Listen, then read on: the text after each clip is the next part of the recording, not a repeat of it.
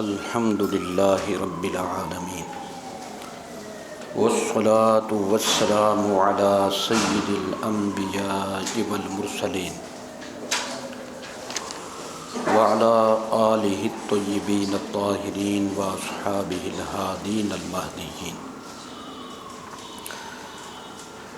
نشہد ان لا الہ الا اللہ وحدہ لا شریک لہ ونشهد أن سيدنا وسندنا وحبيبنا وشفيعنا ومأوانا وملجأنا ومولانا محمدا صلى الله تعالى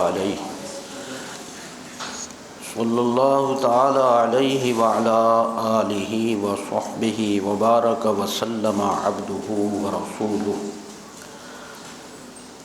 اما بعد فقد قال الله تعالى في الكلام المجيد والفرقان الحميد في شان حبيبه صلى الله تعالى عليه وآله وصحبه وبارك وسلم مخبرا وآمرا ان الله وملائكته يصلون على النبي يا أيها الذين آمنوا صلوا علیہ وسلموا تسلیما. اللہم صلی وسلم وبارک علی حبیبک وآلہ وصحبہ اجمعین. الصلاة والسلام علیک یا رسول اللہ وعلی آلک واصحابک یا حبیب اللہ. ساتھی ہیں پڑھنے والے جی. بسم اللہ الرحمن الرحیم. التفسیر بالرأی. یہ وہی پہلا باب چل رہا ہے جس میں بنیادی طور پر 3 عنوانات پہ انہوں نے بحث کرنی تھی. تفسیر اور تاویل کے حوالے سے ایک تو تفسیر و تاویل کا لغوی معنی لفظی ترجمہ اور دوسرا ان کا عرفی معنی اور تیسرا اصطلاحی معنی. اور ضمناً بھی کئی بحثیں اس میں آ جاتی ہیں. تو یہ ایک ضمنی بحث ہے. اس میں پڑھنے سے پہلے اس کا خلاصہ ذہن نشین فرمائیں. حدیث شریف تفسیر بالرائے کے حوالے سے کل گزری ہے کہ جو شخص تفسیر بالرائے کرے وہ اپنا ٹھکانہ جہنم میں سمجھے. اس پر ایک سوال ہے, اس کا یہ جواب دینا چاہتے ہیں اور تھوڑی سی تفصیل فرمانا چاہتے ہیں. سوال یہ ہے کہ اگر ہر قسم کی تفسیر بالرائے ممنوع ہے تو حضرات صحابہ و تابعین نے بھی تو رائے سے تفسیر فرمائی, کیونکہ ہر آیت کی تفسیر میں ضروری نہیں کہ کوئی آیت ہو یا حدیث نبوی ہو, یعنی روایت ہو یا آیت ہو, تو لہذا انہوں نے رائے سے ہی وہ معنی متعین فرمائے. تو کیا اس حدیث شریف کی زد میں وہ نہیں آ جاتے؟ اگر نہیں آتے تو پھر حدیث کا کیا مطلب ہے؟ اگر وہ آتے ہیں تو اس کا مطلب یہ کہ یہ حدیث متروک ہے, یعنی متروک العمل ہے, کسی نے اس کو تسلیم نہیں کیا. اب اس کا یہ جواب دیں گے. جواب کا خلاصہ یہ ہے کہ تفسیر بالرائے کی 2 قسمیں ہیں. ایک ہے تفسیر بالرائے بلا دلیل اور ایک ہے تفسیر بالرائے بالدلیل. تو جو ممنوع ہے وہ بلا دلیل ہے. تو لہٰذا صحابہ کرام اور تابعین الظام نے جو تفسیریں فرمائیں اور رائے کے ساتھ فرمائیں, اجماع اور نقل متواتر نہ ہونے کے حوالے سے جو انہوں نے معنی متعین فرمائے تو وہ بالکل صحیح ہیں, کیونکہ تفسیر بالرائے جو ممنوع ہے وہ ہے کہ جو بلا دلیل ہو. یہ اس بحث کا خلاصہ ہے. اب چلیے. لا يقال الحديث المذكور متروك لأنه مخالف للإجماع. نہ کہا جائے, یہ درس زبان کے یہ الفاظ ہیں کہ ضمناً اس حوالے سے ایک سوال کا ذکر کیا جاتا ہے اور اس سوال کا جواب دیا جاتا ہے، جس کو کہتے ہیں جواب سوال مقدر۔ تو عبارت سے وہ سوال ظاہر ہو جائے گا۔ یہ نہ کہا جائے کہ حدیث مذکور یعنی من فسر القرآن برأیہ یہ متروک ہے، یہ نہ کہا جائے۔ کیوں متروک ہے؟ اس لیے کہ یہ اجماع کے مخالف ہے۔ اجماع کس بات پر ہے؟ اجماع اس بات پر ہے کہ تمام صحابہ و تابعین نے، مفسرین نے ہر آیت کی تفسیر نقل متواتر سے یا اجماع امت سے نہیں فرمائی بلکہ بالرائے فرمائی۔ تو لہٰذا یہ نہ کہا جائے یہ مخالف اجماع ہے اور متروک ہے۔ کیوں؟ وذلك ان السلف من الصحابة وغيرهم قد استنبطوا معاني القرآن بالرأي۔ اور وہ یہ ہے کہ صحابہ وغیرہ رضوان اللہ تعالی علیہم اجمعین، سلف نے بلا شبہ استنباط فرمایا قرآن شریف کے معانی کا رائے کے ساتھ۔ جی فإنهم لم يجدوا في جميع ما ذكروا من الأقاويل، کیونکہ انہوں نے نہیں پائی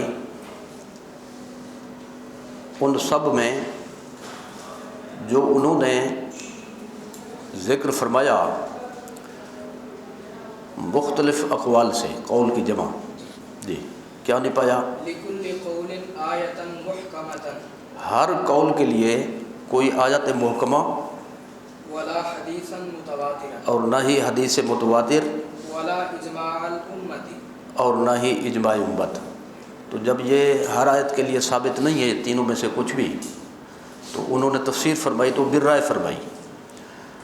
تو جب تفسیر بالرائے فرمائی تو یہ تو اس حدیث کے مقابلے میں آ گیا، تو لہٰذا یا حدیث متروک ہے یا ان کی وہ تفسیریں غلط ہیں۔ تو یہی فرما رہے ہیں کہ بھئی تفسیریں صحیح ہیں لیکن اس حدیث کو متروک کہنا صحیح نہیں۔ جی وجہ ولا شك ان ذلك الاستنباط تفسير للقرآن بالرأي۔ ہاں جی، اور اس میں کوئی شک نہیں کہ وہ استنباط جو انہوں نے فرمایا یا نہیں، قرآن شریف کی تفسیر بالرائے ہے۔ بالرائے کی وہی تشریح کہ جب نقل متواتر نہ ہو، اجماع نہ ہو، تو قواعد عربیہ کی روشنی میں قرآن شریف کا معنی کیا جائے۔ جی وقد اجمعوا على صحة ذلك الاستنباط، جبکہ انہوں نے اجماع کیا ہے اس استنباط کے صحیح ہونے پر۔ تفسیر بالرائے بھی کی فرمائی اور اس پر بھی سب کا اتفاق ہے یہ طریقہ صحیح ہے۔ جب یہ طریقہ صحیح ہے تو اس سے یہ متعین ہو گیا ہر تفسیر بالرائے ممنوع نہیں، بلکہ وہ ممنوع ہے جو بلا دلیل ہو۔ جی لأننا نقول اس لیے کہ ہم کہتے ہیں الممنوع هو القطع والتفسير بالرأي بلا دلیل۔ جی وہ ہے قطعیت سے کہنا اور بلا دلیل تفسیر بالرائے کرنا۔ ممنوع یہ ہے بلا دلیل کی اس میں قید ہے۔ جی التاويل المقترن بالعرض على الأصول من متواتر جی واجماع، واجماع الأمة، نہ وہ تعویل، نہ کہ وہ تعویل مقصود ہے، ممنوع ہے جو ملی ہوئی ہو اصول پر پیش کرنے کے ساتھ، متواتر سے اور اجماع امت سے۔ یعنی جو تعویل ہو تو بالرائے لیکن اصول کے ساتھ منسلک ہو، وہ اس مد میں نہیں آتی۔ اس مد میں وہ آئے گی جو بلا دلیل ہو۔ جی ولا شك ان ذلك الاستنباط المذكور من قبيل هذا التاويل، جی اور اس میں کوئی شک نہیں کہ یہ مذکورہ استنباط اس قسم کی تعویل سے ہے، یعنی بالدلیل جو صحابہ کرام نے فرمائی، تو لہٰذا وہ ممنوع نہیں۔ جی واما ما رواه ابو داود رحمه الله تعالى من ان النبي صلى الله تعالى عليه وعلى اله وسلم قال، رہی وہ حدیث جسے حضرت امام ابو داود رحمہ اللہ نے روایت فرمایا ہے کہ نبی کریم صلی اللہ تعالیٰ علیہ وسلم نے فرمایا، من قال في كتاب الله تعالى برأيه فأصاب فقد كفر۔ جو شخص اللہ تعالیٰ کی کتاب میں کوئی بات اپنی رائے سے کرے پھر وہ صحیح سمت میں بھی پہنچ جائے تو بھی وہ کافر ہو گیا. یعنی اب اس پہ ایک سوال پیدا ہوا ہے. سوال یہ ہے کہ ایک حدیث نبوی موجود ہے اس سلسلے کی جس سے مطلقاً تفسیر بالرائے کی ممانعت واضح ہوتی ہے کہ جو بندہ تفسیر بالرائے کرے صحیح بھی نکلے تو بھی غلط ہے، بندہ کافر ہو جاتا ہے. تو اس کا کیا جواب ہے؟ ان صح فهو محمول على التحديد جمعا بينه وبين الاجماع المذكور. اس کا پہلا جواب یہ دے رہے ہیں کہ اگر یہ حدیث صحیح ثابت ہو، اشارہ فرما رہے ہیں کہ اس پر کلام ہے، تو اگر سے اس لیے کہہ رہے ہیں کیونکہ بہت بڑے محدث بھی ہیں. اگر یہ حدیث صحیح ثابت ہو تو محمول ہے تحدید پر. تحدید کا مطلب ہوتا ہے کسی جرم سے بچانے کے لیے تغلیظی حکم دینا، کسی جرم سے روکنے کے لیے تغلیظی حکم دینا. اس کی بہت سی مثالیں ہیں.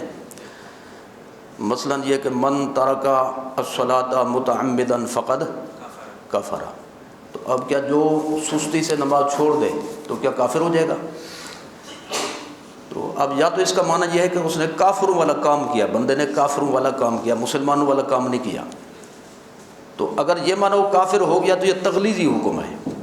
اس سے مراد تکفیر نہیں ہے بلکہ گناہ سے بچانا ہے. اس کی عامت الناس میں ایک مثال ہے کہ ایک وہ جانور جو نجس العین ہے، سب جانتے ہیں، عوام اس کا نام نہیں لیتے، کہ جس نے اس کا نام لیا تو وہ 40 دن ایمان سے جو ہے خالی رہے گا. تو سمجھ گئے نا جی. تو پھر آگے پوچھا جائے تو کہتے ہیں وہ خنزیر ہے، نام بھی لے لیا پھر جی. ہاں جی. تو اب یہ مشہور ہے کہ جو اس کا نام لے تو وہ 40 دن جو کافر رہتا ہے، ایمان سے خارج ہو جاتے ہیں، اس کے توبہ بھی قبول نہیں. تو یہ کیا چیز ہے؟ اس کا ایک پس منظر ہے تھوڑا سا، وہ اس کی یہ تبدیل شدہ صورت ہے. وہ یہ ہے کہ عیسائی مسلمان انگریز دور میں ظاہر اکٹھے رہتے تھے،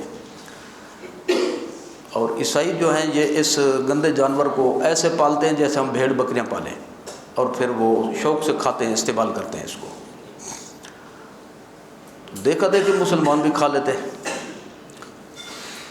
اب علماء تقریر فرماتے بھائی حرام ہے، نجس العین ہے، بچو اس سے. وہ کہتے بس مولویوں کی باتیں ہیں. تو یعنی اکثریت جو ہے اس میں مبتلا تھی رواداری کے حوالے سے، ہمسائیگی اور اس کے ساتھ رہنے کے حوالے سے کھا لیتے تھے، پرواہ نہیں کرتے تھے. تو علماء نے بیٹھ کر میٹنگ فرمائی، انہوں نے کہا بھائی اس کو تغلیظی شکل میں بیان کرو. کھانا تو کھانا رہا، جو اس کا نام لے تو وہ بھی ایمان سے خارج ہو جاتا ہے. تو اب لوگ بچ گئے. وہ کہتے کہیں نکاح نہ ٹوٹ جائے جی، کہیں دار اسلام سے ہم خارج نہ ہو جائیں. تو اب رہی یہ بات کہ یہ تغلیظی حکم جو ہے اس کا کوئی مفہوم تو ہوگا. پھر مفہوم یہ ہے کہ تحلیل حرام کفر ہے اور تحریم حلال بھی کفر ہے. تحلیل حرام اور تحریم حلال یہ دونوں کفر ہیں. تو لہذا جو بندہ بے پرواہی کر رہا ہے اور اس میں شرعی حکم کو اہمیت نہیں دے رہا اور خنزیر کو کھا رہا ہے، گویا کہ عملی طور پہ وہ اس کو جائز کہہ رہا ہے، یعنی اس کو حلال سمجھ رہا ہے، تو یہ تو کفر ہے. تو اگر التزامی نہ بھی بنے تو لزومی تو بنے گا بہرحال.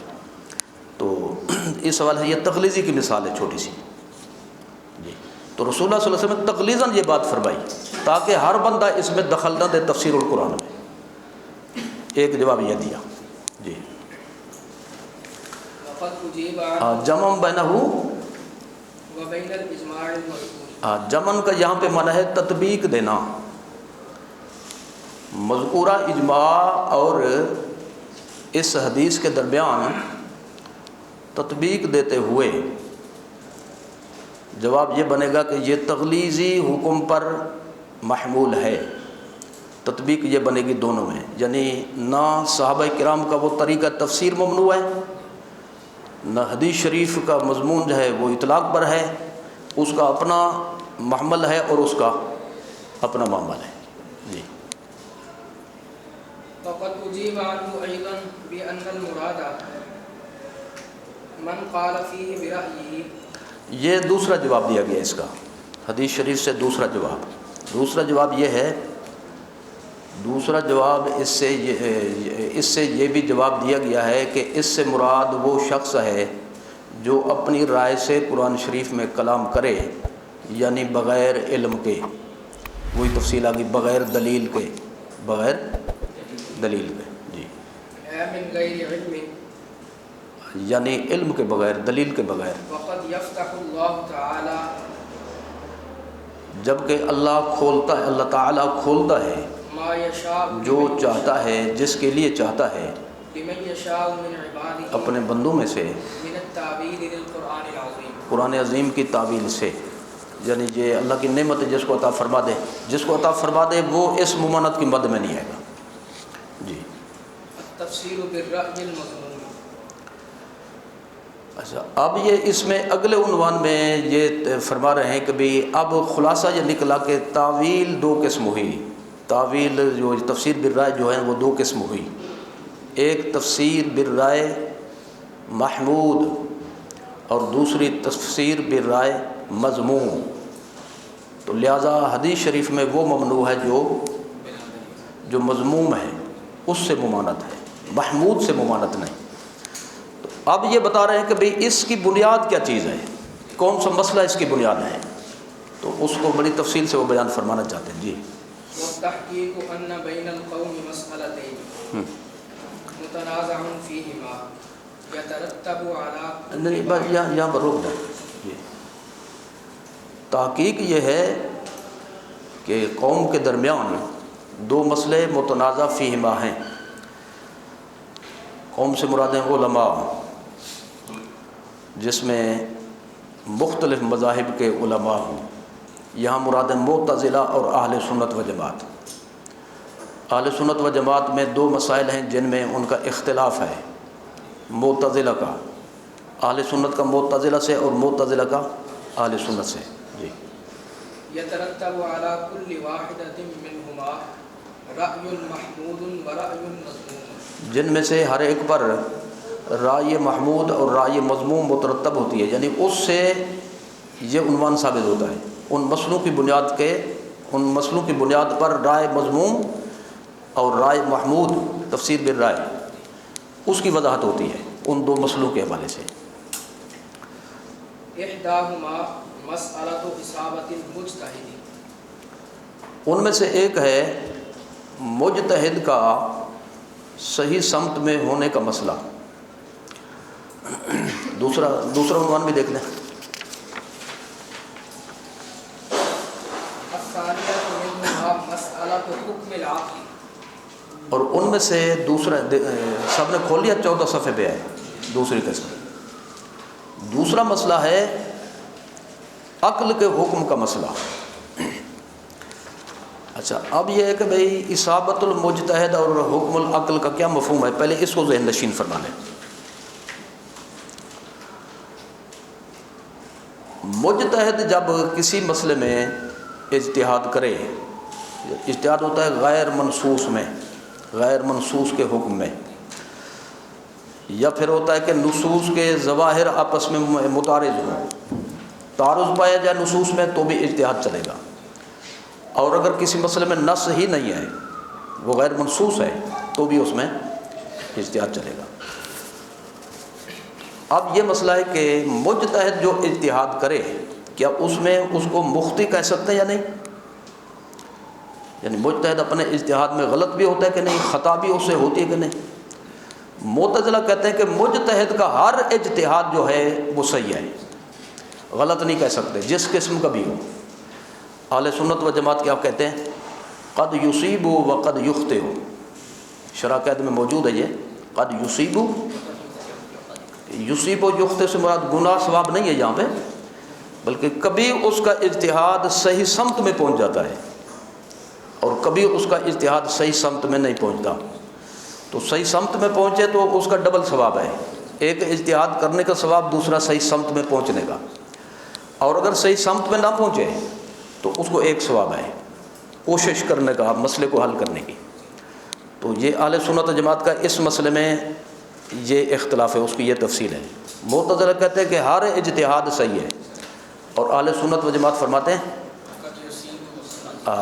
خطا بھی ہو سکتا ہے، ثواب بھی ہو سکتا ہے۔ لہٰذا اگر کئی مجتہدین کا ایک ہی مسئلے میں اختلاف ہو تو یوں کہا جائے گا یہ حق دائر ہے، حق متعین نہیں، حق دائر۔ دائر کا مطلب ہے یا وہ صحیح ہوگا، ایک صحیح ہوگا باقی خطا پر ہوں گے، یعنی ایک صحیح سمت میں پہنچا اور دوسرے صحیح سمت میں نہیں پہنچا۔ یہاں خطا کا معنی گناہ نہیں ہے یہاں پہ، بلکہ خطا کا مطلب یہاں پہ یہ ہے کہ ایک ہوتا ہے خطا، ایک ہوتا ہے نسیان۔ نسیان یہ ہوتا ہے کہ بندے کو اپنی حالت بھول جائے پھر وہ کوئی کام کر بیٹھے، اور خطا یہ ہے کہ اس کو حالت یاد ہو بالکل لیکن کرنے کچھ لگے کر کچھ بیٹھے۔ اس کی مثال ہے روزے کی حالت میں کھا پی لینا۔ اگر بندے کے ذہن سے اتر گیا میں روزے سے ہوں یا نہیں ہوں، کھا پی لیا جی، تو یہ اللہ تعالیٰ کی طرف سے مہمانی ہے، تعریف بھی ساتھ ہو گئی اس کی، کوئی کسی قسم کی غلطی شمار نہیں ہوگی، کیونکہ اس کے ذہن سے اتر گیا کہ میں روزے سے ہوں یا نہیں ہوں۔ لیکن اگر وضو کر رہا تھا اور کلی کیا اور پانی اندر چلا گیا تو اسے یہ یاد تھا کہ میں روزے دار ہوں لیکن کرنے کچھ لگا اور ہو گیا کچھ، تو اسی کو کہتے ہیں خطا۔ تو مجتہد کے لیے جب بولا جائے گا تو اسی معنی میں ہوگا، گناہ کے معنی میں نہیں، بلکہ یہ نسیان کے مقابلے میں، کس میں کرنے لگے کچھ اور ہو جائے کچھ، جو اس کے یعنی کنٹرول میں نہیں ہے، جو اس کے اختیار میں نہیں ہے، تو لہذا گناہ نہیں ہے۔ لیکن اگر کوئی کلی کے بہانے پی لے جی، تو میں تو جی وضو کر رہا تھا، تو پھر یہ قصداً چونکہ اس نے کیا لہذا یہ گناہ بن جائے گا جی۔ فلما قال بعض المعتزلة یعنی معتزلہ یہ کہتے ہیں کہ بھئی ہر اجتہاد صحیح ہے، صواب ہے، صحیح سمت میں شمار ہوگا، کیونکہ مجتہد نے کوشش کی اللہ رسول کی اجازت سے، تو لہذا کوئی جرم نہیں کیا، تو جو بھی وہ اجتہاد کرے گا تو اس کو صحیح تصور کیا جائے گا۔ تو اہل سنت و جماعت کہتے ہیں یہ غلط ہے جی، جرم نہ ہونا الگ بات ہے اور صحیح سمت میں ہونا الگ بات ہے۔ تو اس کی ایک مثال یہ ہے کہ بھئی ایک مجتہد کہتا ہے یہ کام واجب ہے اور دوسرا کہتا ہے واجب نہیں، تو اب فرمائیں کہ بھئی یہ واجب شمار کریں گے یا غیر واجب شمار کریں گے؟ تو اللہ تعالیٰ تو یوں حکم نہیں دے سکتا یہ واجب بھی واجب بھی نہیں، تو کیا کریں اس کو؟ ایک مجتہد کہتا ہے یہ حرام ہے یہ چیز اور دوسرا کہتا ہے حلال ہے، تو حلال کہیں یا حرام کہیں؟ تو جب فیصلہ نہیں ہو سکتا تو اہل سنت و جماعت کا مذہب جو ہے وہ راجح ہے کہ مجتہد قد یصیب و قد یخطئ جی۔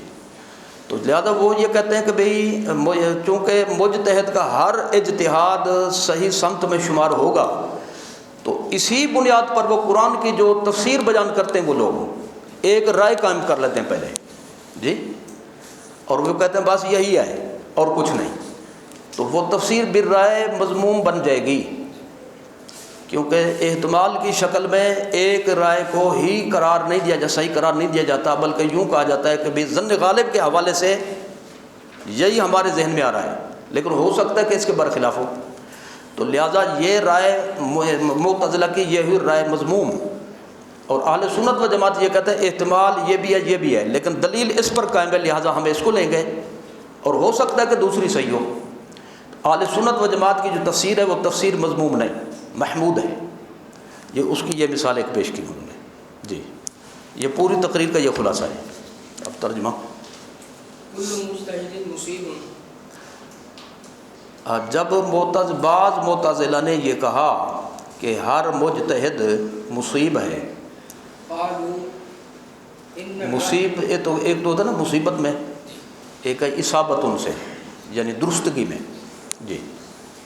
قالوا انہوں نے کہا ان الرأي بالعرض على الاصول رأي حق في الواقع، اصول پر پیش کرنے سے رائے دینا یہ حق رائے ہے فی الواقع، یعنی جو اجتہاد کرے گا، جو اجتہاد اس کے ذہن میں آئے گا، جو نتیجہ آئے گا وہی حق ہوگا، دوسرا حق نہیں ہوگا۔ تو یہ کیا ہوا؟ فیقون فيكون التفسير به عندهم شهادة على الله تعالى تو بكونه یہ اس ذریعے سے ان کی تفسیر اللہ تعالیٰ پر گواہی ہوئی. اللہ پر گواہی ہونے کا مطلب قطعیت کے ساتھ اللہ کی طرف منسوب کرنا، گواہی کا یہ مطلب ہے.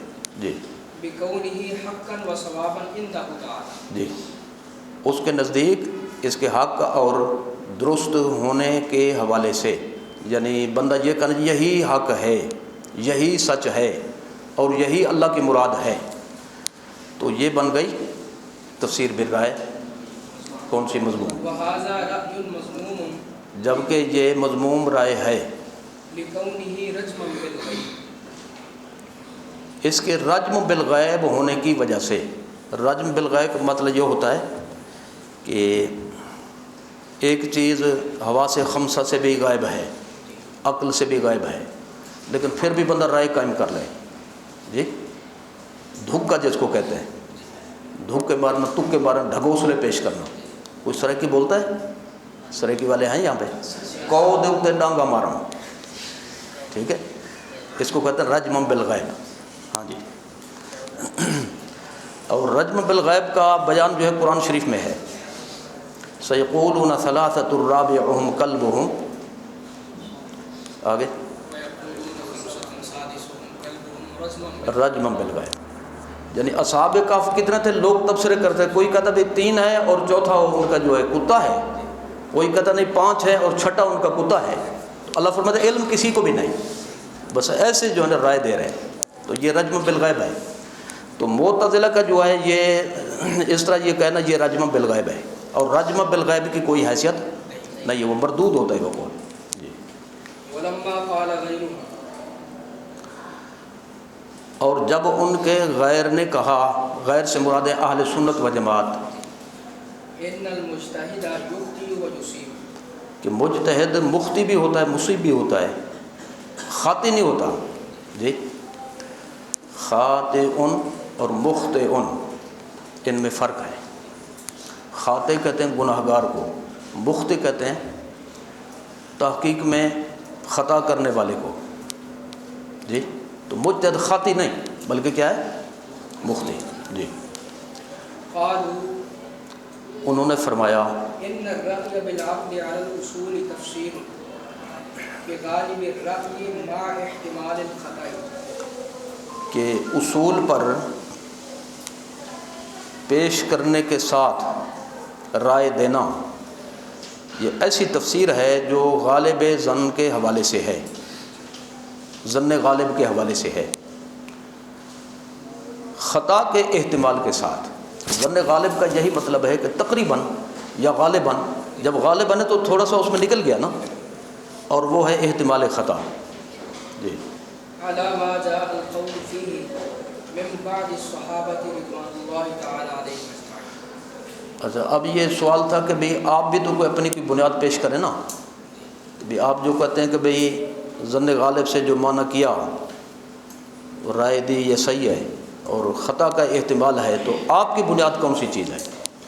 تو فرماتے ہیں اس پر جو قول وارد ہوا ہے اس کے بارے میں بعض صحابہ کرام رضوان اللہ تعالیٰ علیہم اجمعین سے، یعنی بے عینی ہی یہی بات صحابہ کرام سے ثابت ہے اور ہمیں صحابہ کے پیچھے چلنے کا حکم ہے.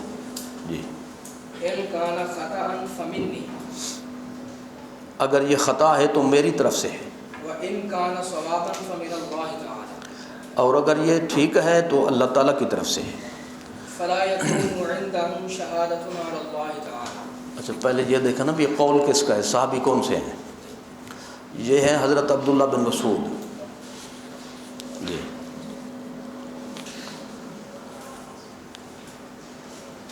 قدیم الاسلام خلفائے اربع کے بعد سب سے بڑے عالم دین صحابہ کرام میں. حضرت فاروق اعظم جن کو کہتے تھے علم کی تھیلی، اور خود سرکار نے فرمایا ما حدثکم ابن مسعود فصدقوہ، ابن مسعود جو تمہیں بیان کرے گواہی لینے کی ضرورت نہیں، ان کی تصدیق کرو، ان کی تکذیب نہ کرو. رضیت لامتی ما رضی ابن ام عبد، ابن ام عبد یعنی ابن مسعود نے جو پسند کیا میری امت کے لیے میں نے بھی وہی پسند کیا. تو یہ یعنی سند ہے ان کے لیے بارگاہ رسالت سے صلی اللہ علیہ وسلم. تو یہ ان کا ارشاد ہے. یہ موجود ہے ابو داؤد اور نسائی میں. قصہ یہ ہے کہ آپ سے مسئلہ پوچھا گیا کہ ایک شخص نے ایک خاتون سے نکاح کیا ہے, اس میں جو حق مہر جس کو کہتے ہیں اس کا کوئی ذکر نہیں ہوا, بھئی حق مہر کتنا دے گا. وہ بندہ فوت ہو گیا ہے. تو اب ایک تو یہ فرمائے کہ بھئی اس پہ عدت ہے کہ نہیں, دوسرا یہ فرمائے کہ بھئی حق مہر دینا پڑے گا یا نہیں, دینا پڑے گا تو کتنا دینا پڑے گا, جبکہ کوئی اس کا ذکر نہیں ہے, نہ مہر مثل کا نہ مہر مسمہ کا. آپ نے فرمایا مجھے مہلت دو. 1 مہینے کے بعد آپ نے اس کا جواب دیا. اس کا مطلب یہ ہوا بھی فتوے دینے میں جلدی نہیں کرنی چاہیے. آج کل تو یہ چل رہا ہے بھی سوال ہو تو فوری جواب آنا چاہیے, نہیں تو کہیں گے مولانا کو آتا ہی کچھ نہیں. تو اجرؤکم علی الفتیہ اجرؤکم علی النار, یہ حدیث شریف ہے. جو تم میں سے فتویٰ دینے میں بڑا جری ہے, دلیر ہے, یعنی اس میں جلد بازی سے کام لیتا ہے, تو وہ جہنم میں جل جانا چاہتا ہے. تو یہ حدیث ہے, وعید ہے اس پہ. تو آپ نے ہمیں سکھانے کے لیے حضرت عبداللہ بن مسعود نے مشعل راہ جو ہے اس کو متعین فرمانے کے لیے آپ نے فرمایا کہ مجھے دو مہلت. تو مہینے کے بعد فرمایا کہ مجھے یہ سمجھ آتا ہے کہ اس عورت کا مہر مثل اس کے جائیداد سے نکالا جائے گا. کیا نکالا جائے گا؟ اب مہر مسمہ یہ ہوتا ہے کہ جتنا طے ہو جائے, لاکھوں میں ہو, کروڑوں میں ہو, یا جی فرض کریں 10 روپے میں ہو, 5 روپے میں نہیں, کیونکہ اقل المہر 10 دراہم, اور درہم 1 روپیہ تھا اس دور کا. تو روپے سے مراد یہ اس میں یہ کاغذ والا نہیں ہے, بلکہ چاندی کا روپیہ جو 3.25 ماشے کا ہوتا تھا ایک, اور وہ تقریباً بنتا ہے 32 ماشے. کتنے؟ تو لہٰذا یہ جو عوام میں مشہور ہے نا, کبھی دیہاتوں میں پوچھا بھی حق مار کتنا رکھا ہے, کہتا ہے 32 روپے. جی تو وہ اس دور کی بات کر رہے ہیں, مسئلہ صحیح یاد ہے ان کو, لیکن وہ تشریح ان کو نہیں آ رہی. تو وہ 32 اسی کاغذ کے سمجھ رہے ہیں, حالانکہ یہ بنتی ہے تقریباً کوئی 3.25 تولے چاندی. کتنی؟ تو 3 ہی کہتے, اتنا کنجوسی بھی نہیں کرنی چاہیے. تو تقریباً 3 تولے چاندی, ٹھیک ہے. تو 2400 روپے تولا ہے چاندی تقریباً. تو کتنا بن گیا جی؟ جی 24 دونے 48, تو 48 میں 24 کو شامل کریں, یعنی تقریباً 7000 سمجھ لیں. تو کم از کم ہے 7000. یہ جو 500 روپے لے رہے ہیں نا, یہ بالکل کچھ نہیں ہوتا. جی ہاں جی. تو کم از کم جو مقدار ہے وہ اتنا ہے. تو لہذا اس سے نیچے تو نہیں چلے گی, مقرر مسمہ جو ہوگی, اس سے زائد جتنا کریں. وہ ہے نا کہ قنطارن کے لفظ ہیں سورہ نساء میں کہ ڈھیروں کو ڈھیر بھی دو, تو بگاڑ پیدا ہو جائے تو واپس نہ لو, مروت سے کام لو. تو مطلب ہے جتنا بھی حق مارو دیا جا سکتا ہے. حضرت فاروق اعظم نے جو خطاب فرمایا تھا کہ لوگ حق مار زیادہ دینے لگے, کنٹرول کرو. ایک بوڑھیا کھڑی ہو گئی تھی, صحابیہ تھیں, انہوں نے کہا اللہ رسول نے جب پابندی نہیں لگے آپ کیوں لگاتے ہیں؟ تو فاروق اعظم نے معذرت فرمائی کہ شاباش جی, یہ نہیں فرمایا لٹا دو اس کو, گستاخی کر دی اس نے, بلکہ شکریہ ادا کیا کہ آپ نے مجھے صحیح سمت میں جو ہے متوجہ فرمایا. تو یعنی کم از کم کی مقدار ہے 10 درہم, اور زیادہ کی مقدار کوئی مقرر جتنا تصفیہ ہو جائے وہ ہوگی مسمہ. اگر مطلقاً کہا کہ میں حق مہر میرے ذمہ میں دوں گا, لیکن کوئی مقرر نہیں کیا, تو اس میں مہر مثل ہوگی. کیا ہوگی؟ مہر مثل کا مطلب یہ ہوتا ہے کہ بھی اس کی بہنیں, کزنیں, خاندان کی جو لے چکی ہیں, لیتی ہیں, تو وہ مراد ہوگی. تو لہذا اگر وہ 10 درہم لیتی ہوں تو 10 درہم مہر مثل ہے, اور اگر 10 لاکھ لیتی ہوں جی تو 10 لاکھ ایک مثال ہے، وہ مہر مثل بنے گا۔ تو حضرت عبداللہ بن مسعود نے فرمایا مجھے یہ سمجھ میں آتا ہے مہر مثل اس کے ذمہ اس کی جائیداد سے نکالا جائے گا، لیکن ساتھ ہی یہ جملہ بھی ارشاد فرمایا کیا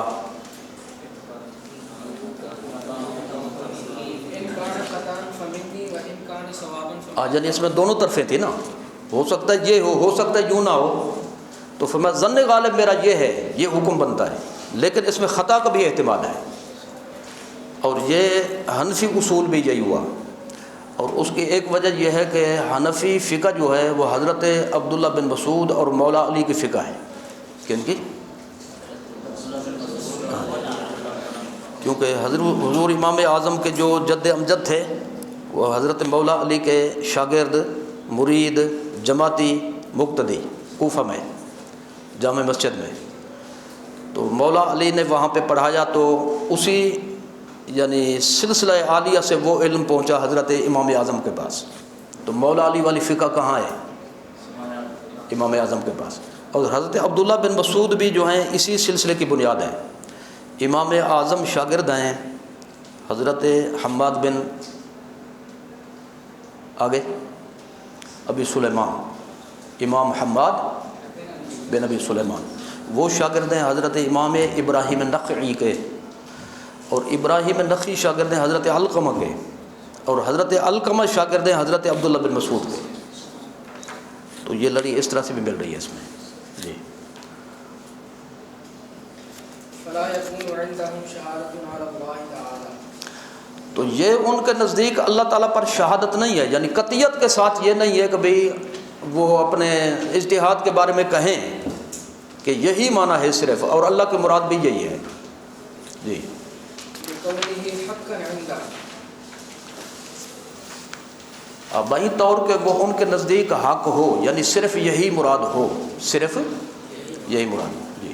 وهذا رأي محمود، اور یہ محمود رائے ہے، اور حدیث شریف میں جس کی ممانت ہے وہ ہے مذموم رائے جی۔ وقد جاءت به الآثار، اس کے حوالے سے اور بھی احادیث وارد ہوئی ہیں، یعنی تفصیل کے لیے ولید تفصیل مقام آخر رہنمائی ہم نے کر دی، مطلب خود بھی تکلیف فرض مطالعہ کریں، بہت سی روایتیں مل جائیں گی آپ کو اس طرح کی ہاں جی۔ وعاملت به الأمة في قياس الفروع، اور امت نے اس پر عمل کیا ہے فروع کے قیاس میں، اس کے ایک مثال یعنی فروعی مسائل میں جو مجتہد فی ہوں، یہ یا ایھا الذین آمنوا اذا قمتم الی الصلاۃ فاغسلوا وجوہکم وایدیکم الی المرافق، آگے وامسحوا برؤوسکم، اپنے سروں کا مسح کرو، یعنی ہر ایک تم میں سے اپنے اپنے سر کا مسح کرے، یہ مطلب ہے کس میں وضو کی بات ہے۔ تو اب آیت میں یہ تو منصوص ہے کہ مسح، سر کا مسح راس وضو میں فرض ہے، لیکن مقدار مسح کتنا ہو یہ کوئی ذکر نہیں ہے اس میں، تو یہ بن گیا اجتہادی مسئلہ۔ کیا بن گیا؟ لیکن یہ عقیدے کا مسئلہ نہیں ہے، یہ عمل کا ہے، تو لہذا فرعی مسئلہ ہوا۔ امام مالک نے فرمایا اللہ تعالیٰ نے سر کا ذکر فرمایا، اس میں سر کے کسی حصے کی بات نہیں فرمائی، تو لہذا سارا سر اس میں آ جاتا ہے۔ کیا ہوتا ہے؟ سارے سر کا مسح فرض ہے۔ امام اعظم نے فرمایا کہ ہمیں ایک حدیث ملتی ہے اس بارے میں جس سے چوتھائی کا ثبوت ملتا ہے، مشہور حدیث ہے، اور قدور شریف میں بھی صاحب قدوری نے اس کو ذکر فرمایا۔ یہ خراب ہے جی، بس ٹھیک ہے چلتا رہے گا، ٹھیک ہے۔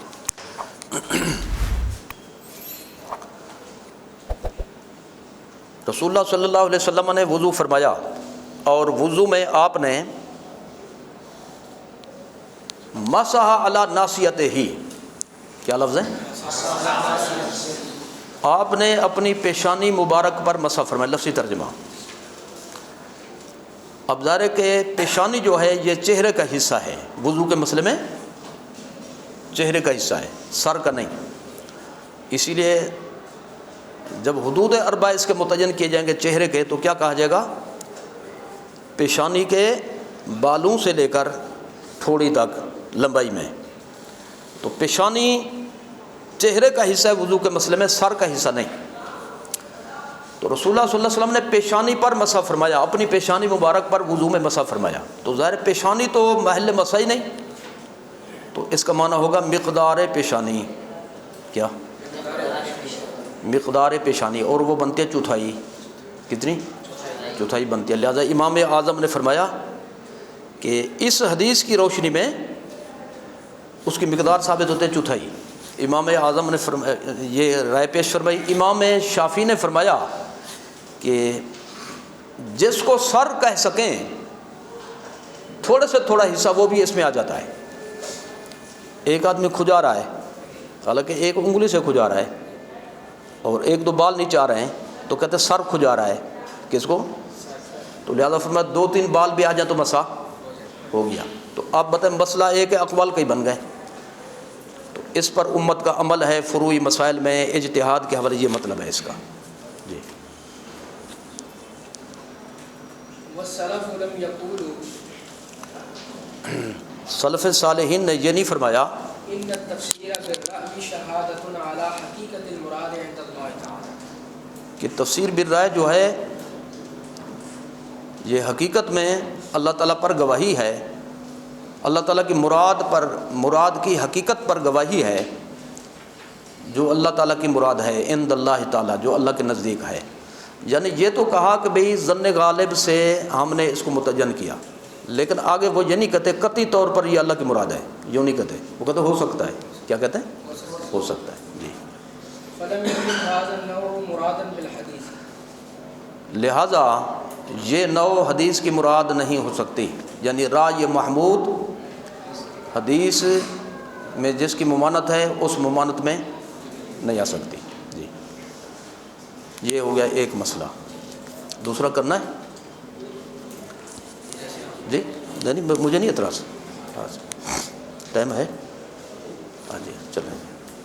الثانیۃ منہما مسئلۃ حکم العقل، ان میں سے دوسرا عقل کے حکم کا مسئلہ ہے۔ اس کا خلاصہ کیا ہے؟ اس کا خلاصہ یہ ہے کہ عقل معیار ہے معتزلہ کے نزدیک۔ کیا ہے؟ معتزلہ کے نزدیک۔ لہٰذا وہ کہتے ہیں جو ہماری عقل میں آ گیا بس وہی جو ہے صحیح ہے۔ تو اگر کسی آیت یا حدیث کے حوالے سے ہم پھر رائے متعین کریں اپنی عقل کے حوالے سے، کچھ اور نہ بھی ہو، تو وہی اللہ تعالیٰ کی مراد ہوگا۔ اہل سنت و جماعت کیا کہتے ہیں؟ احناف خصوصاً، کہ عموم، اطلاق اور ظواہر نصوص ان کی اہمیت ہے۔ کیا ہے؟ ان کی اہمیت ہے۔ تو لہذا عقلی فیصلہ اگر ظاہر نص کے خلاف ہو وہ مردود ہے۔ جی، عموم و اطلاق کے مخالف ہو تو وہ مردود ہے۔ جبکہ معتزلہ یہ کہتے ہیں کہ بھئی عقل مقدم ہے، عموم اطلاق پر بھی اور ظاہر نص پر بھی۔ تو یہ دوسری مثال پیش فرمائی انہوں نے کہ بھئی وہ عقل کو معیار قرار دے۔ لہذا اس کا مطلب یہ ہے کہ معتزلہ یوں کرتے ہیں، ایک رائے قائم کر لیتے ہیں اور پھر اسی پر آیتیں پڑھتے جاتے ہیں، یہ آیت ہو گئی، یہ دوسری ہو گئی، یہ تیسری ہو گئی، جیسے وہابی کرتے ہیں آج کے دور میں۔ جی، تو یہ تفسیر بالرائے مذموم ہے۔ کیا ہے؟ تفسیر بالرائے مذموم، بالرائے مذموم، یہ دوسری مثال ہے اس کی۔ جی، فمن یجعل الرأی عیارا، بریکٹ میں یعنی بین القوسین جو ہے اس کا معنی بھی کیا ہوا ہے؟ ایل معیارا، جی، تو جس شخص نے رائے سے مراد عقل یہاں پہ اس کو معیار بنایا، لما جاء به القرآن، لما جاء به القرآن، اس کے لیے جسے قرآن لایا ہے، جا آیا، جا بہی لایا۔ جی، فیفسر القرآن علی موافقت رأیہ، فیفسر القرآن، بندہ کرے گا نا من جو پیچھے۔ جی، يفسر القرآن على موافقة رأيه لہذا وہ تفسیر کرے گا قرآن شریف کی اپنی عقل کے مطابق، تقریراً لرأيه، اپنی رائے کی بنیاد پر، اپنی رائے کو مقرر کر کے، یعنی پہلے ایک رائے قائم کر لی، پھر اسی کے مطابق قرآن حدیث کو ڈھالتے گئے، ٹھیک ہے، حالانکہ عقل کو ڈھالنا چاہیے قرآن و حدیث کے مطابق، تو وہ اس کا الٹ کرتے ہیں جی۔ ويترك المفهوم المتعارف من اللفظ، اور لفظ کے مشہور مفہوم کو چھوڑ دیتا ہے۔ مفہوم متعارف سے مراد ہے عموم، اطلاق اور ظاہر الفاظ جی۔ ولا يتهم وفي نسخة أخرى لا يفهم رائے، جبکہ وہ اپنی رائے کو غلط بھی نہیں سمجھتا، وہ کہتا ہے یہی صحیح ہے جی۔ اور لا یفہم تو معنی یہ ہوگا اپنی رائے کو سمجھتا بھی نہیں، یعنی عقل پوری سری ہے، ایک رائے خود قائم کر لی اور پھر اسی کے مطابق قرآن و حدیث پڑھنے لگ گئے۔ لدا ظاہر القرآن، ظاہر قرآن کے ہوتے ہوئے، یعنی اس کے مقابلے میں، ظاہر قرآن کے مقابلے میں۔ وذلك نحو صريح كثير من المعتزلة، اور یہ صنی جو ہے، صنی کا معنی ہوتا ہے مصنوع، صنی بمعنی مصنوع، اور یہ بہت سے معتزلہ کا کرنا ہے۔ یہ کارنامہ کہتے ہیں، کارنامہ اچھا بھی ہوتا ہے برا بھی ہوتا ہے جی، کرتب کہہ لیں جی، کیونکہ دھوکہ دینا ہوتا ہے نا اسی سے جی، یہ بہت سے معتزلہ کا کرتب ہے۔ فإنهم يفسرون القرآن بما تقرر عندهم من الآراء الفاصلة۔ لاؤڈ سپیکر کیا کہتے ہیں، بند کر دیں جی۔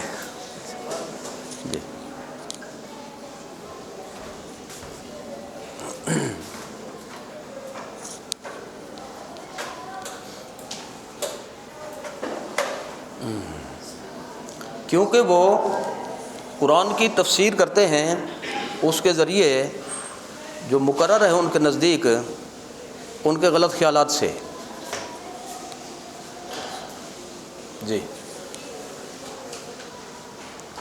بما تقرر عندهم من الآراء الفاسدة التي هي نتيجة القاعدة السنوية، اس کے ذریعے جو مقرر ہے ان کے نزدیک غلط خیالات سے جو ثنویہ کے قاعدہ کا نتیجہ ہے۔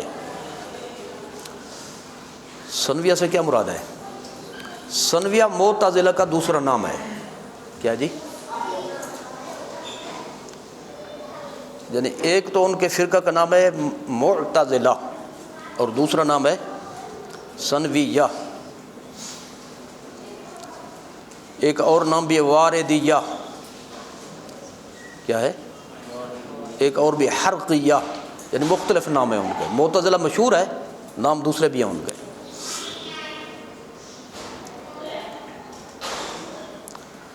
یہ ثنویہ کیوں کہتے ہیں ان کو؟ ایک مسئلے، اسی مسئلے کی بنیاد پہ جس کو یہ بیان فرما رہے ہیں۔ وہ کہتے ہیں کہ بندہ جو کام کرے یا تو ہوگا اچھا یا ہوگا برا۔ اگر وہ اچھا کرے تو اس کا خالق ہے اللہ تعالیٰ، اور اگر برا کام کرے تو اس کا خالق وہ خود ہے، کیا ہے؟ یعنی دو سانے مان لیے، یہ ثانی سے بن گیا اس نانے سے، ٹھیک ہے؟ بیک وقت وہ دو سانے مانتے ہیں، یعنی مانوی طور پہ دو خدا مانتے ہیں، مجوسیوں کی طرح۔ کس کی طرح؟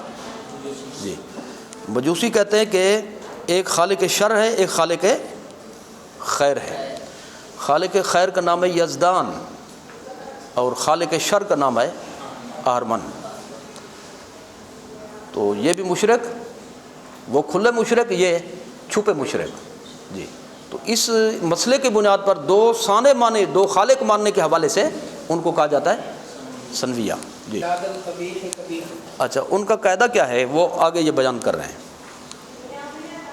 جیسا کہ انہوں نے کہا، یعنی ثنویہ نے، معتزلہ نے، کہ کبھی کا پیدا کرنا کبھی ہے، کبھی کا پیدا کرنا کبھی ہے.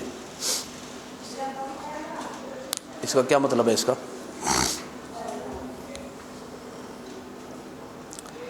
اس کا مطلب یہ ہے، ایک بندے نے کی چوری. چوری ایک عمل ہے. کیا ہے؟ عمل ہے. ایک بندے نے کیا کسی کو ناحق قتل، یہ بھی عمل ہے. ایک بندے نے نماز چھوڑ دی جان بوجھ کر، یہ سارے برے اعمال ہیں. کیا ہیں؟ برے اعمال.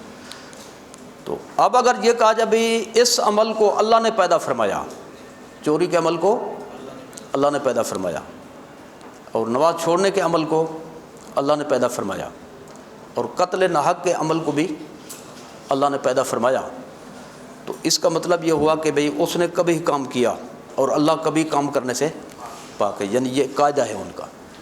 اہل سنت کیا جواب دیتے ہیں؟ اسی میں آتی ہے خلق اور کسب اور خلق کی بحث. کسب اور خلق کی بحث.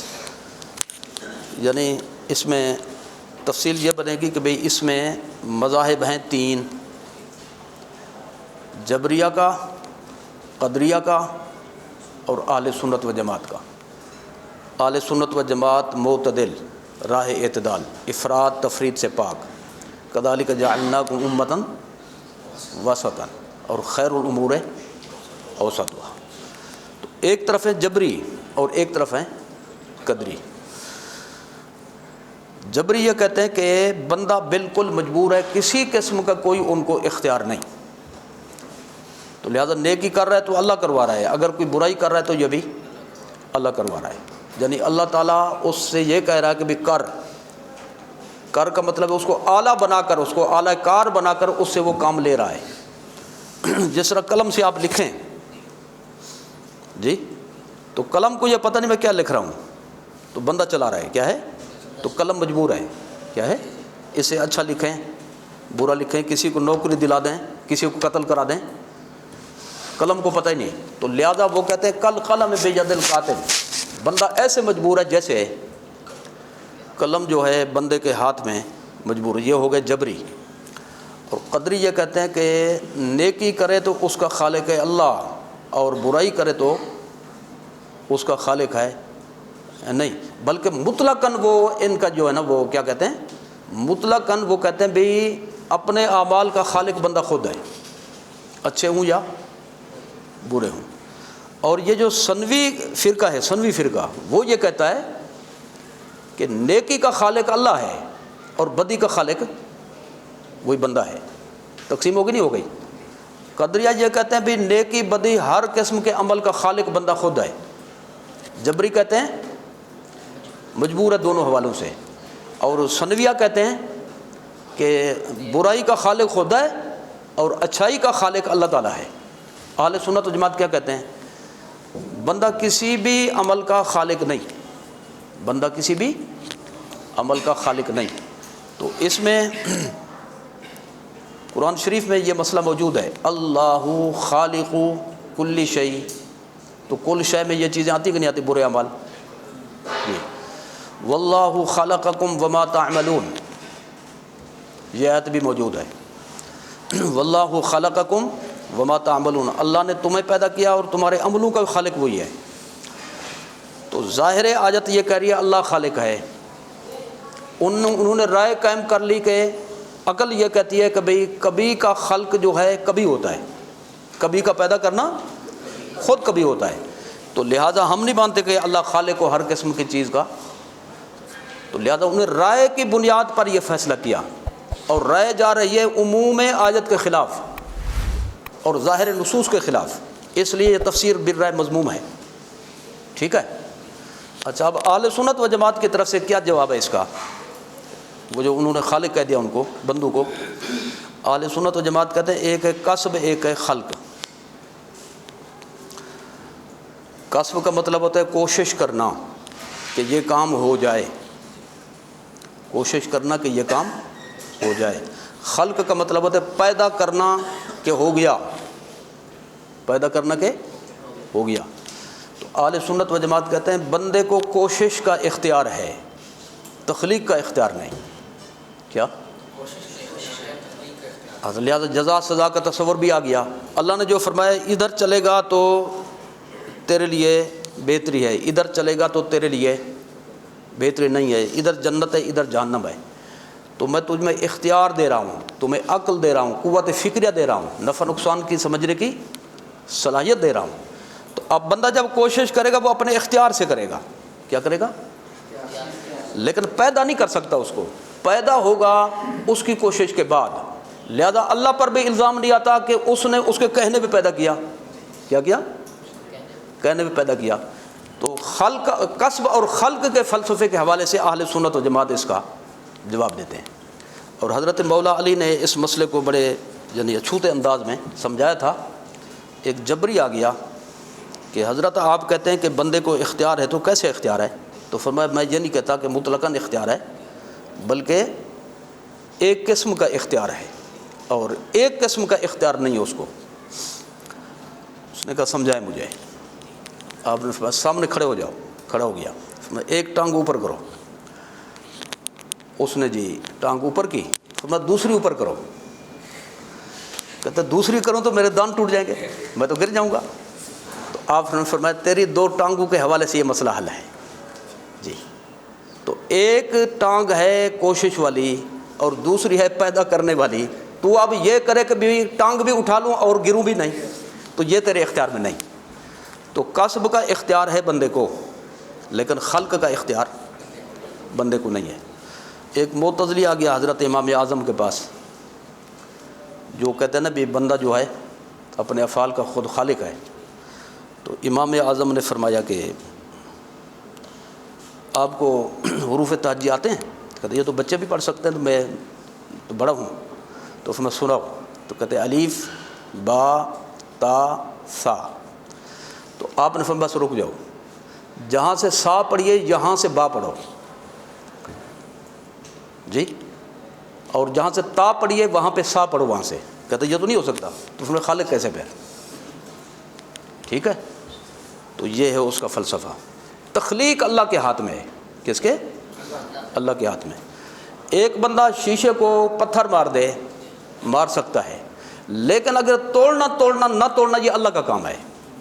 توڑنا نہ توڑنا اللہ کا، بساؤ کا جب بھاری پتھر گرتا ہے اور بالکل پھول جیسی چیز ہے اس کو کچھ بھی نہیں ہوتا، تو کس نے کیا؟ اللہ تعالیٰ نے کیا۔ تو ایک ویگن جس کو ہائی ایس کہتے ہیں وہ آ گئی تھی ٹرالے اور ٹرک کے درمیان، بالکل پھنس گئی، جتنے بڑے بڑے بندے تھے سارے مر گئے، لیکن دودھ پیتے بچے کو خراش بھی نہیں آئی۔ کس نے بچایا؟ تو بظاہر تو بچنے کا نہیں ہے۔ تو کسب بندے کے ہاتھ میں ہے اور خلق اللہ تعالیٰ کے ہاتھ میں، لہذا بندہ بالکل مجبور بھی نہیں اور بندہ بالکل مختار بھی نہیں۔ تو جبریہ کے عقیدے کے غلط ہونے کی سب سے بڑی دلیل، یعنی جو عام فہم ہے سمجھانے کے لیے، وہ یہ بندہ اگر مجبور ہے تو نبی رسول سمجھانے کے لیے آئے کہ نہیں؟ کس نے بھیجے؟ جب اس نے بنائے مجبور تھے سمجھانے کے لیے کیوں بھیجا؟ کتابیں کیوں اتاری؟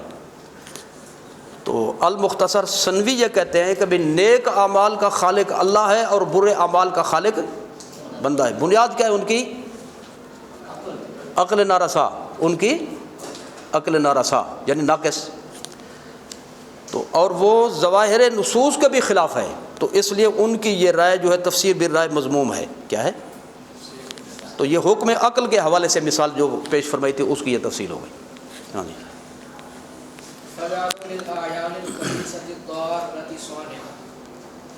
لہذا انہوں نے خبیث اور مضر چیزوں کے لیے، اعیان سے مراد چیزیں،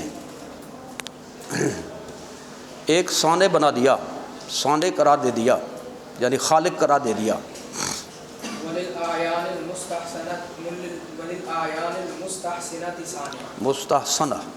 مستحسن ہوتا ہے نا، اور اچھی چیزوں کے لیے ایک اور خالق قرار دے دیا، یعنی دو خالق مان لیے انہوں نے۔ تو جو دو خالق مانے مشرک نہیں جی، تو لہذا یہ خرابی پہ خرابی، یعنی بنا الفاسد علی الفاسد، ایک اور خرابی آ گئی اس میں جی۔ اب یہ ہے کہ بھئی کیا وہ مشرک ہیں یا نہیں؟ اگر مشرک ہیں تو علماء نے اس کا فتویٰ کہاں دیا ہے؟ تو اس کا مختصر جواب یہ ہے کہ آگے وہ یہ کہتے ہیں کہ بندہ خالق ہے اللہ تعالیٰ کی دی ہوئی طاقت سے. کیا چیز؟ دی ہوئی طاقت سے خالق ہے، لہٰذا تعویل کر دی انہوں نے، اس میں بھی تعویل کر دی. اور جہاں تعویل ہو جائے تو 100 تعویلیں بنتی ہوں تو 99 تعویلیں ایک طرف ہوں، ایک تعویل بچانے والی ہو تو کس کو اختیار کیا جائے گا مسلمان کے حق میں؟ تو لہٰذا چونکہ تعویل کر دی انہوں نے تو کفر سے بچ گئے. کیسے؟ لیکن اس سے ایک اور مسئلہ حل ہو گیا، وہ یہ ہو گیا کہ عطائی طاقت سے اختیار ماننا شرک نہیں، غلط یا صحیح اپنی جگہ پہ. جی یہ دیکھا جائے گا طاقت دی ہے کہ نہیں دی، یہ الگ بحث ہے، لیکن اس سے کم از کم یہ ثابت ہو گیا بھی کہ علم کلام کی کتابیں ساری دنیا پڑھاتی ہے، اہل سنت پڑھاتے ہیں، وہابی پڑھاتے ہیں، سارے پڑھاتے ہیں. تو اس سے کم از کم یہ ثابت ہو گیا عطائی طاقت ماننے سے شرک لازم نہیں آتا. تو آپ جو سرکار کو مختار کل کہتے ہو، کون سی طاقت سے؟ ذاتی سے یا عطائی سے؟ تو جب معتزلہ جیسے منحوس وہ مشرک نہیں ہے تو اہل سنت کیوں مشرک ہیں؟ آج یہ مسئلہ اس میں آ جائے گا.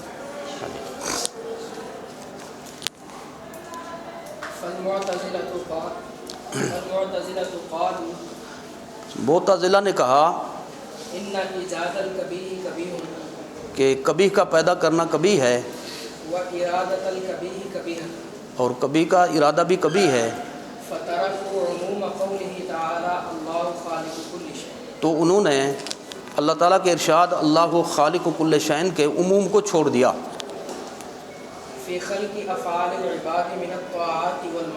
ہاں جی، بندوں کے افعال کے پیدا کرنے میں نیکیوں اور برائیوں سے، وہ اعمال نیک ہوں یا برے ہوں. یہ ایک مثال کہ انہوں نے جو رائے قائم کی کہ تو یہ اس آیت کے خلاف جا رہی ہے، ظاہر آیت کے خلاف جا رہی ہے، عموم آیت کے خلاف جا رہی ہے. کل شے تو کل تو افراد کے لیے ہوتا ہے، کیا ہوتا ہے؟ ایک ایک فرد، تو عمل بھی تو ایک فرد ہے.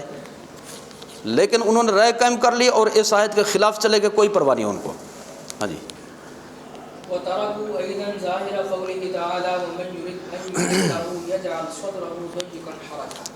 ہاں جی، نیز انہوں نے چھوڑ دیا اللہ تعالیٰ کے ارشاد وَمَنْ يُرِدْ آخر تک، اس کے ظاہر کو. جی کہ اس میں کیا ظاہر ہے؟ اس میں نہ ظاہر کیا اس میں، اس کو دیکھنا چاہیے نا. آیت میں ظاہر کیا ہے؟ وَمَن يُرِدْ أَن يُضِلَّهُ يَجْعَلْ صَدْرَهُ ضَيِّقًا حَرَجًا.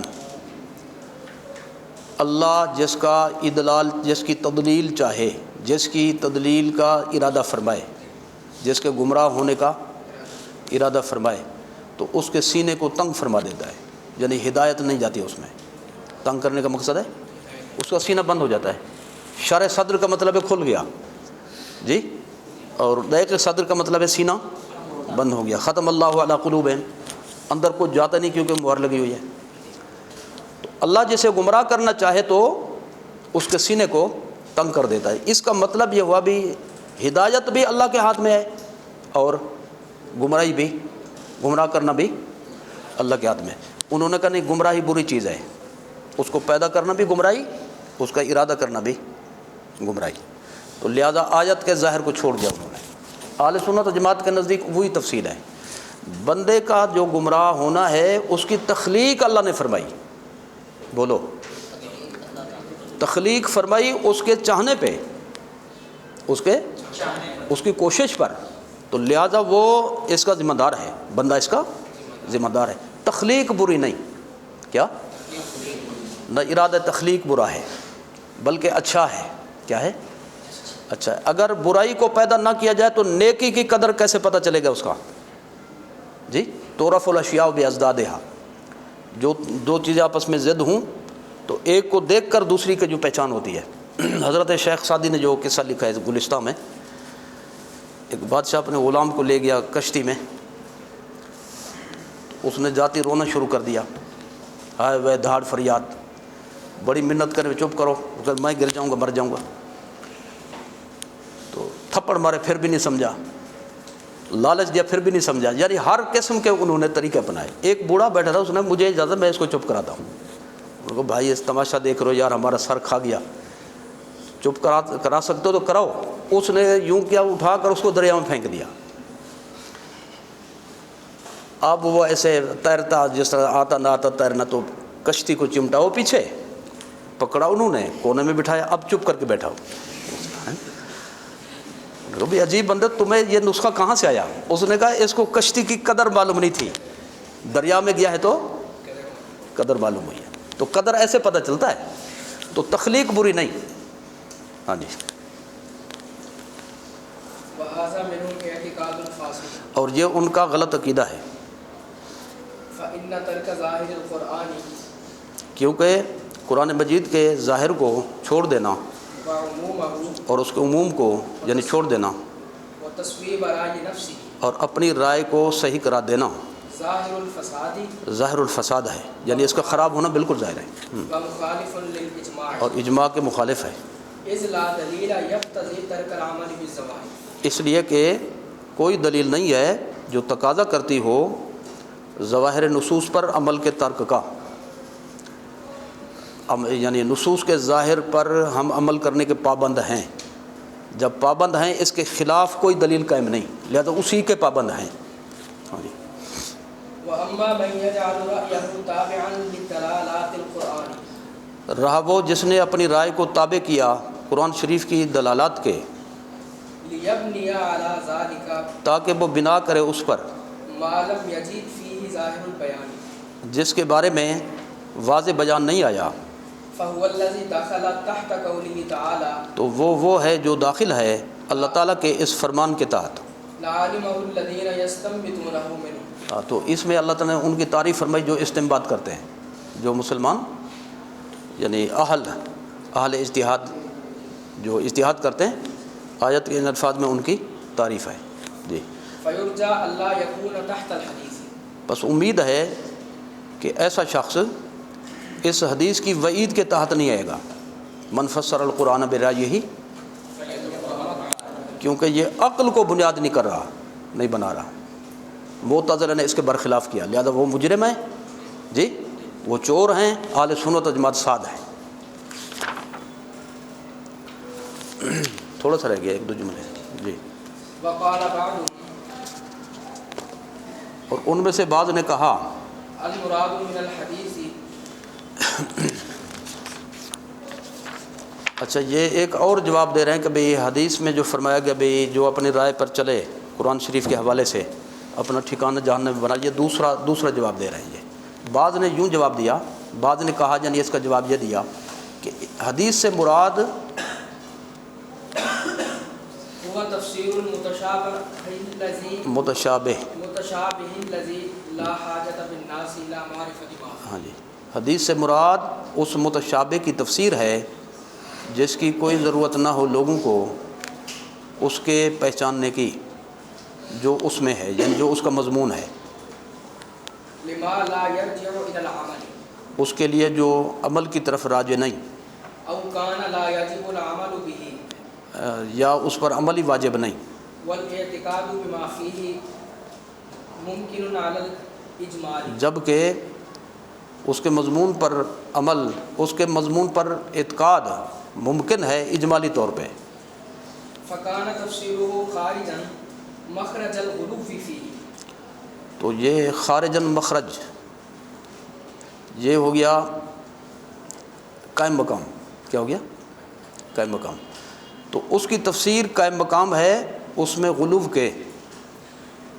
وجاريا مجرى امر مستغن عنه، یہ جاری مجرا بھی قائم مقام، صحیح اور جاری مجرا صحیح نامیر میں، ہاں جی، مع احتمال الغلط، ایسے امر کے قائم مقام ہے جس کی ضرورت نہیں ہے، جی، وهو خارج عن سنن الحکمہ، غلط کے احتمال کے ساتھ، اور اس میں والخطأ فی ہے، اور اس میں خطا واقع ہو جانے کے احتمال کے ساتھ،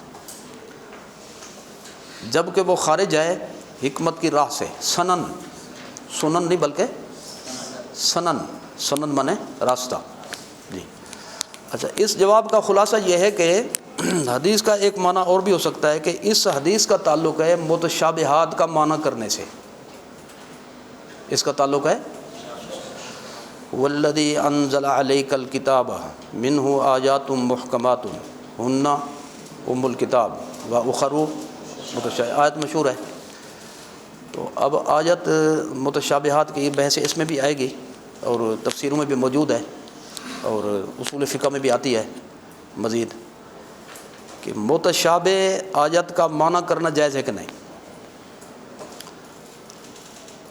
تو آیت کے جو اگلے الفاظ ہیں نا تو ان میں وقف کا ہے اختلاف، کس کا؟ آگے کیا ہے؟ فَأَمَّا الَّذِينَ فِي قُلُوبِهِمْ، جن کے دلوں میں کجی ہے، گمراہی ہے، تو وہ متشابہ کے معنی کی طرف وہ متوجہ ہوتے ہیں، پڑھتے ہیں، اس میں غور و خوض کرتے ہیں، جی، فتنے کو بھڑکانے کی غرض سے، جی، اور اس کا معنی تلاش کرنے کے حوالے سے، جی، درحال کہ اس کی تعویل کو یعنی اس کے معنی کو اللہ کے سوا کوئی نہیں جانتا، یعنی ذاتی طور پہ جس کو بتا دے جی وہ بھی معلوم کر لے گا۔ حقیقی معنی میں اللہ ہی اس کے معنی کو جانتے کیونکہ خود صاحب کلام ہے، اپنے کلام کو متکلم بھی بہتر سمجھتا ہے، جی۔ آگے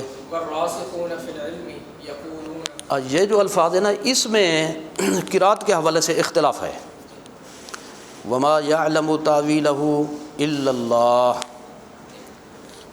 کچھ نے یہ فرمایا یہاں وقف لازم ہے، رک جاؤ یہاں پہ، لازمی طور پہ رک جاؤ، لہذا معنی یہ ہوگا کہ متشابہات کا علم کسی کے پاس نہیں، اور جو کسی کے اندر وسعت دیتے ہیں تو وہ معاذ اللہ سرکار نبی کریم صلی اللہ علیہ وسلم کو اس میں شامل کر دیتے ہیں، حالانکہ سرکار کسی طرح اس میں شامل نہیں ہے، اس لیے کہ حضور تو صاحب قرآن ہے، اور اللہ تعالیٰ نے جب قرآن شریف آپ پہ نازل فرمایا اور یہ بھی وعدہ فرمایا کہ اس کے مطالب، تشریحات، تفسیرات وہ بھی ہم آپ کو بتائیں گے، تو سرکار اس میں شامل نہیں، آپ اس سے مستثنیٰ ہیں۔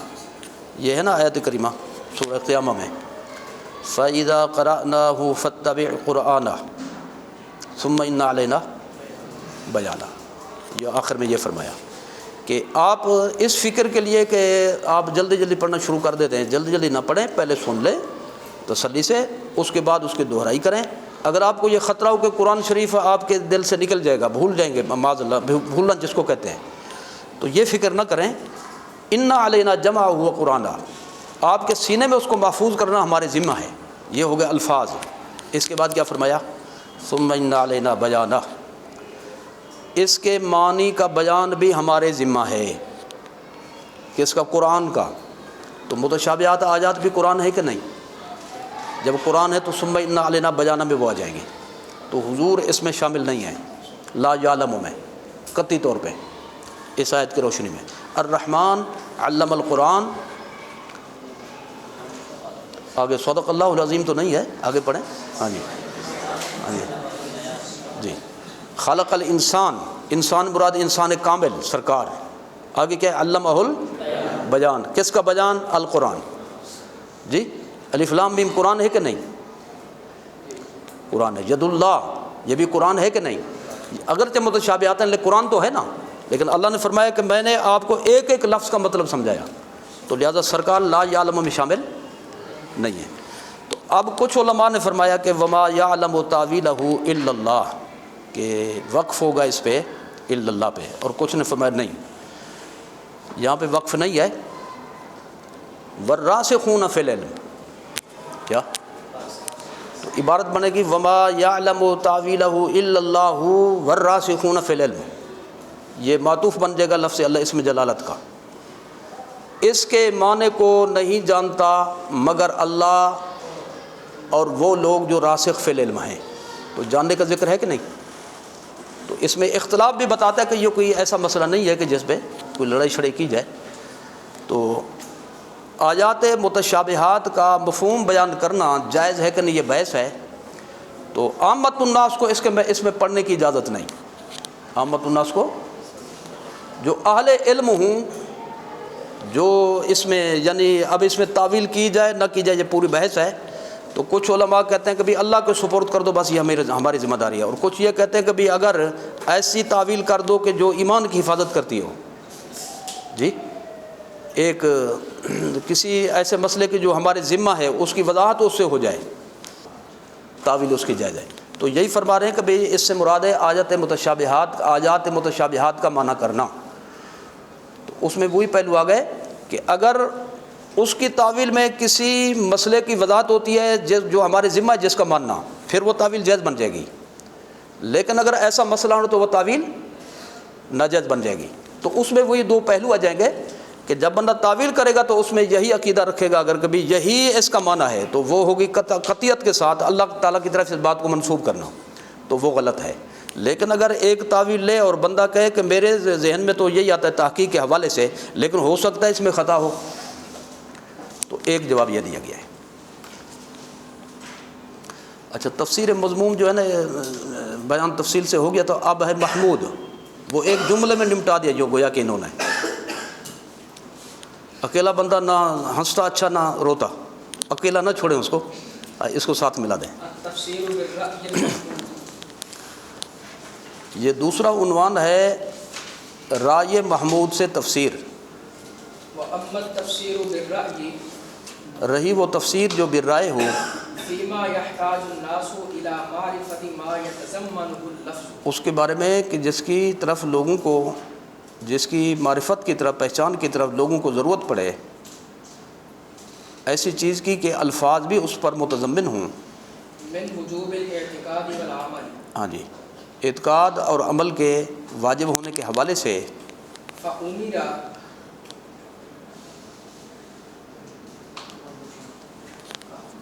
فَأَمْرٌ، عمرہ نہیں فَأَمْرٌ، جی آگے۔